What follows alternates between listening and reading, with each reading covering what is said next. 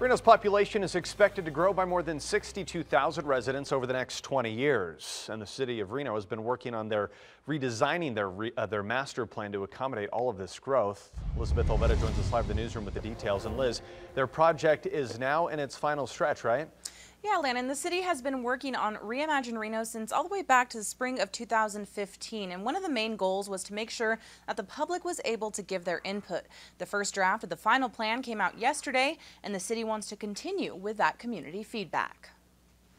The Reimagine Reno project is part of finalizing the city's master plan. It's something that the community is really invested in. It's the community's quality of life. Something that hadn't been revised in more than 2 decades. It really guides how and where we grow, also the infrastructure and services needed to serve growth, and then more broadly the policies that the city uses to govern itself. With Reno's rapid growth, Reed stressed the importance of this revision and community engagement, which has played a big role. The city government is taking an initiative to listen to the citizens instead of making bureaucratic decisions. They're making it as open, accessible as possible.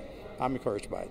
To continue with the public outreach, the city held an open house today explaining the first draft and listening to concerns. The master plan, in my opinion, as a planner, is the Constitution for the community, just like the U.S. Constitution is. The open house focused mainly on the 2 new additions to the plan. One of those includes the city deciding exactly how and when they will make all of these changes. The other highlights 6 priorities for the city to invest in, including affordable housing and employment needs. And while residents appreciate the opportunity for participation, when you get people engaged in a plan like this, it becomes their plan. Others, while they like the engagement efforts, worry the plan may only sound good on paper when it comes to those same issues. Then we see what reality does, and we see where the human nature of it goes.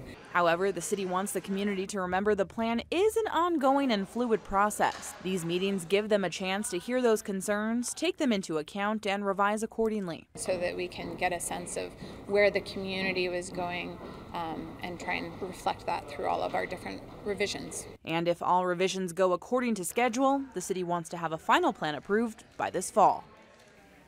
Now, another open house will be held tomorrow evening from 6 until 8 o'clock, again at the McKinley Arts and Culture Center in Reno. Once again, the city asked for residents to come out and participate. Covering the story live in the newsroom, Elizabeth Olvera, Channel 2 News.